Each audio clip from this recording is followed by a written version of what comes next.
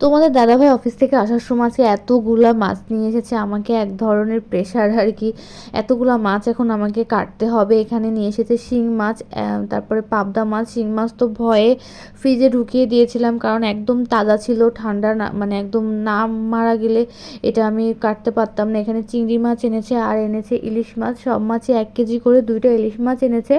ইলিশ মাছের সাইজ আজকে ছোট। ইলিশ মাছের সব থেকে দাম বেশি নিয়েছে তোমাদের দাদাভাই বললো। তা আমার খুবই ইলিশ মাছ খেতে ইচ্ছা করেছিল আর কি, এর আগের দিনও এনেছিল।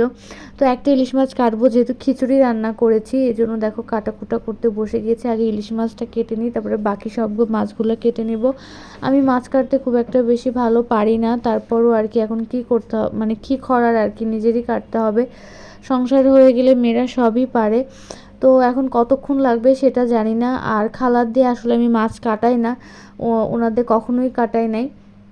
তো এতগুলা মাছ এখন কিভাবে যে কাটবো, কতক্ষণ ধরে কাটবো, হাতের অবস্থা যে কী হবে সেটাও জানি না।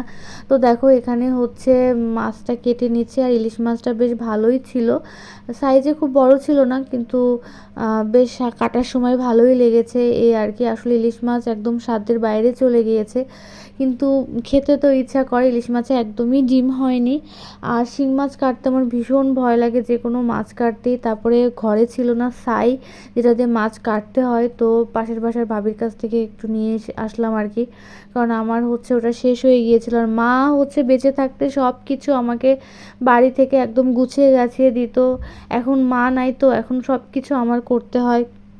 খুবই কঠিন একটা ব্যাপার আর কি।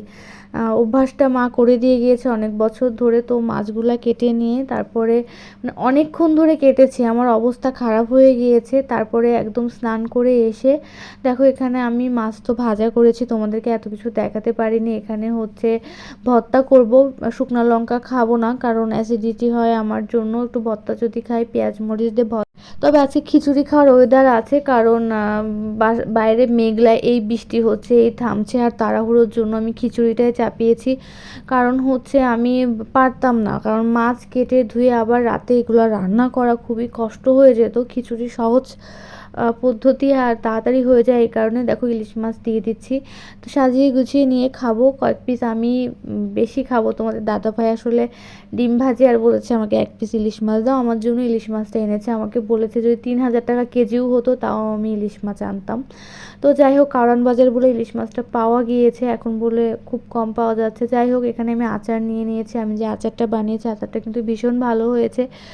আর রিদ্ধি আজকে সারাদিন তেমন ভাতই খায়নি, এই আর কি। আম, ডিম পোচ এগুলাই খাচ্ছে। এখানে দেখো ভর্তা মাখিয়েছে তোমাদের দাদা ভাই, এই আর কি। আমার হাতের অবস্থা খুবই খারাপ, মানে যে জায়গা লবণ লাগছে একদম জ্বলে যাচ্ছে, তারপরে হচ্ছে মানে চামড়া উঠে গিয়েছে, এমন একটা খারাপ অবস্থা হয়েছে হাতে। তো তোমরা সবাই ভালো থেকো, সুস্থ থেকো, খাবারটা খেয়ে নিই, আবার আসবো নতুন ভিডিও নিয়ে।